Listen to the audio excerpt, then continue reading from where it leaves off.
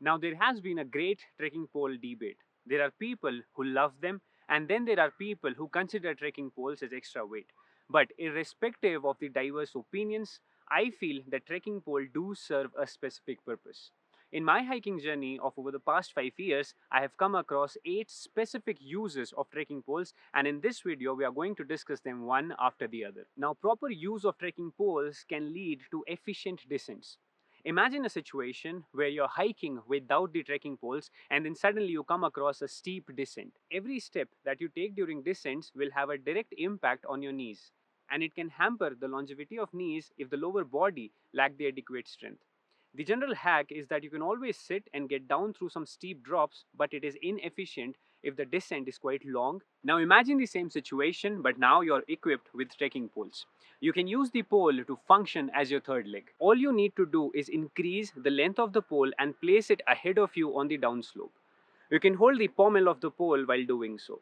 The tip at the end of the pole would nicely dig into the ground, thus increasing the stability, and then you can nicely shift your feet without falling.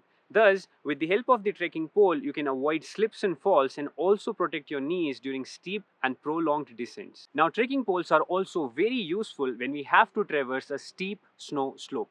Now, traverse basically mean that we have to walk perpendicular to the direction of the slope. So, this is the direction of the slope, and we have to cross this steep snow slope in this manner. Now, one can first dig both the poles in the front. Pole on the valley side can be a little longer, and the other on the upslope can be a little shorter.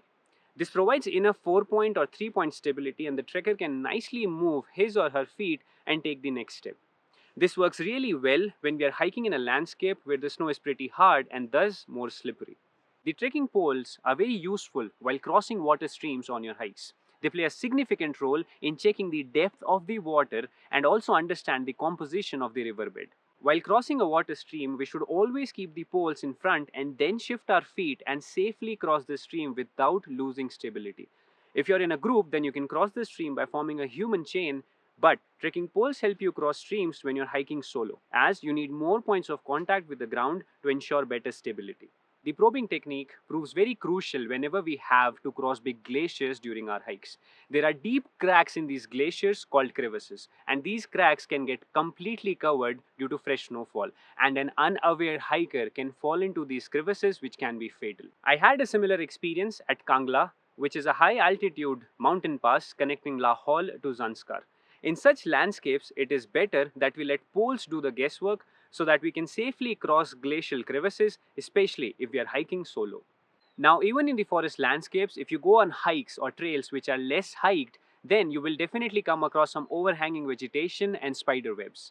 You can swing the trekking pole through thorny bushes, through poison ivy vegetation, and even through spider webs, thus avoiding bruises on your body and wear and tear of your clothing and your backpack. Now, trekking poles also hold importance while camping. In the recent years, with the popularity of alpine hiking, there have been new shelters that have been introduced which can be pitched using trekking poles alone. Now, there are companies that design ultralight shelters like the Solo Bivy by Blue Bolt from India, the Lashan Pro by 3FUL from China, and the Ultimate 2 by the Hyperlight Mountain Gear from the US. And these all can be pitched by using trekking poles alone. This would mean that the shelter will occupy less space in the bag, and they will also obviously be very lightweight. Such shelters are quite popular among speed hikers as they are light and promote efficient and sustainable hiking in the longer run. Now, last but not the least, trekking poles can also function as monopods. So basically, you can use the same hiking pole to shoot relatively stable videos and time lapses.